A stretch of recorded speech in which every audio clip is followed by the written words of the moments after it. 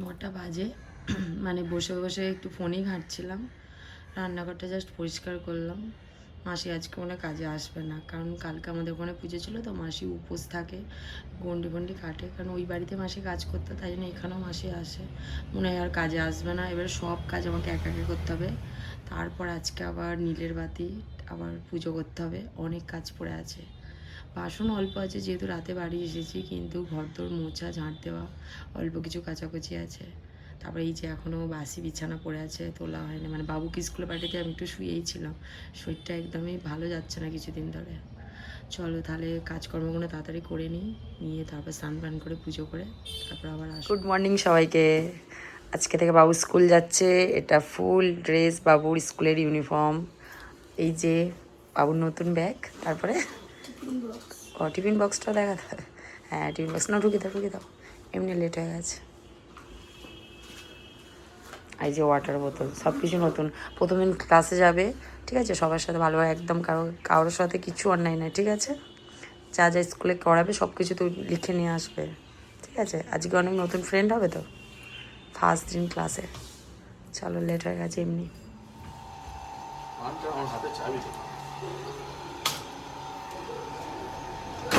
চলো টাটা। এই যে এখান দিয়ে আবার আমাকে বলবেই যাওয়ার সময় প্রত্যেক দিন। কোথায় গেল সে? টাটা। ভালো করে ধরো পাপাকে। টাটা। অন্যায় করবে না। 9:30 বেজে গেছে, মাসি মনে আর কাজ আসবে না, আছে সব আমাকে মাছ। স্নান কমপ্লিট হয়ে গেছে, এবারে পুজোটা করে ফেলি। আমি বাড়িতেই জল ঢালবো, আমার বাড়িতেই ভোলে বাবা আছে, ওখানেই জল ঢালবো, ওখানেই আমি বাতি জ্বালবো। কারণ অন্য বছর মন্দিরে জল ঢালতে যাই, কারণ এই বছর তো আমি চড়িয়ালে নেই, বজবজে আছি এখন। আর অনেকটাই বেলা হয়ে গেছে, যেহেতু মাসি আসেনি, সব কাজ ফাজ সেরেই মাত্র আমি স্নান কমপ্লিট হলো। তা চলো পুজোটা করে ফেলি, কারণ অন্য বছর চড়িয়ালে থাকি, ওখানেই বাবা যে পঞ্চানন্দের পুজো, আমাদের যেটা পিছনেই বাবা পঞ্চানন্দের মন্দির আছে, ওর পাশেই ভোলে বাবা আছে, তা আমি ওখানেই জল ঢালি। এবছর আর কোথাও যাবো না, কারণ এখান থেকে যেতে গেলে এখন কালীবাড়িতে যেতে হবে, আর অনেকটা বেলা হয়ে গেছে সব কাজ ফাজ সেরে উঠতে। চলো বাড়ির পুজোটা কমপ্লিট করে ফেলি, কারণ একটু পরে আবার বাবু স্কুল থেকে চলে আসবে, আবার খাবার বানাবো। আমার পুজো কমপ্লিট, তাই একটু তোমাদের দেখিয়ে দিলাম। এই ছোট্ট জায়গার মধ্যেই আমি সব দেবদেবীকে রাখি, আর এখানেই দুবেলা ভোগ দিই। এই যে ভোলে বাবাকে একদম স্নান ফান করিয়ে, একদম ফুল দিয়ে মালা দিয়ে পরিয়ে বসিয়ে রেখেছি। আর তার পাশে কি তোমরা কি লক্ষ্য করেছো, দুটো আমার গোপুসোনা আছে, কিন্তু দুটোই আমার, মানে আমার নিজেরও দুটো ছেলে, প্লাস আমার বাড়িতেও দুটো গোপুসোনা, কিন্তু আমি কিনিনি। এই ছোটোটা হচ্ছে আমার বিয়েবার্ষিকীর সময় আমাকে একজন গিফট করেছিল, আর বড়টা হচ্ছে আমার ছোটো ছেলের অন্নপ্রাশনে আমাকে দিয়েছে। তাই দুটোই আমার ছেলে বাড়িতেও আছে, আর এখানেও দুটো গোপুসোনা আছে। আর তার পাশেই গণেশ আছে, মা লক্ষ্মী আছে, আর এখানে এই যে শ্যামসুন্দরী মায়ের একটা পিকচার আছে ছোট, এটা হচ্ছে একটা আমাদের কাজের ভাই সায়ন বলে, সে গিয়েছিল আমাদেরকে এনে দিয়েছে। আর এই রাধাকৃষ্ণর মূল পিকচারটা হচ্ছে প্রীতি এনে দিয়েছিল মায়াপুরে গিয়ে। তাই ছোট্ট জায়গার মধ্যেই আমি এরকম সব কিছু গুছিয়ে রাখি, আর দুবেলা এখানেই ভোগ দিই। যেহেতু আমি মন্দিরে যেতে পারিনি বলে এখানেই সবাইয়ের নাম করে আমি বাতি জ্বেলেছি, মানে যারা আমার খুব কাছের ফ্যামিলির লোক সবাই নাম করে বাতি জ্বেলেছি, সবাইকে বলে বাবা ভালো রাখুক। তাহলে ঝটপট করে একটু ডালিয়া বানিয়ে নিই, কারণ লুচি পরোটা ভালো লাগছে না। কাল সারাদিন বাবু লুচি পরোটাই খেয়েছে, আবার তার আগের দিন শনিবারও রাতে আমি পরোটা করেছিলাম। তাই এখানে ডালিয়া, ওর পাপাই বিনস, গাজর, এই টমেটো মতো আছে, এখানে একটু কাজু আর মুগের ডাল দিয়ে চলো একটু ঝটপট ডালিয়া বানিয়ে ফেলি। আর একটু পাঁপড় ভাজা, আর কিছু নয়, কারণ অনেকটা বেলা হয়ে গেছে। আবার বাবুকে আবার দুপুরে ওর আন্টি পড়াতে আসে, তারপর খাই দেয়, ওকে আবার শোয়াতে হবে, স্কুল থেকে এসেই স্নান করেই খাই দিতে হবে। ঝটপট করে একটু অল্প করে ডালিয়া বানিয়ে নিই, আবার বিকালে যা খাবার হবে খেবলার মধ্যে একটু ডালিয়া বানিয়ে। বাবু মনে এসে গেছে, গলা পাচ্ছি। এখানে সবজি কাটা আমার কমপ্লিট, মুগের ডালটাকে ভেজে নিই, তারপর মনে ফুচকে এসে গেছে, নিচে গলা পাচ্ছি। আগায়া কি কিনে এনেছো? বাবু থেকে আমাকে বলছে, বাবা একটু প্লিজ পরোটা খাবো। পরোটা কোথায় পাবে? কি গাগল আছে? বিস্কুট। স্কুল থেকে যাই টিফিন দিয়ে সবসময় ফেরত আসে।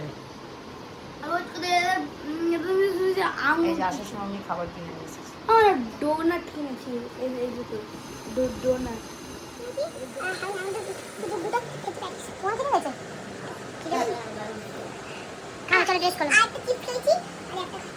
ঠিক আছে, টিফিন খাওনি কেন? কালকে দেখো অত রাত্রে বাড়িতে এসে অত রাত্রে শুয়েছে আর পাস্তা। আজকে তো নিরামিষ মোমো পুজো, তো পাস্তা কি হবে? মা জানো ম্যাম কি বলেছিল? 17 তারিখে স্কুলে পড়াবে, এই জন্য হবে না, অনলাইন ক্লাস হবে।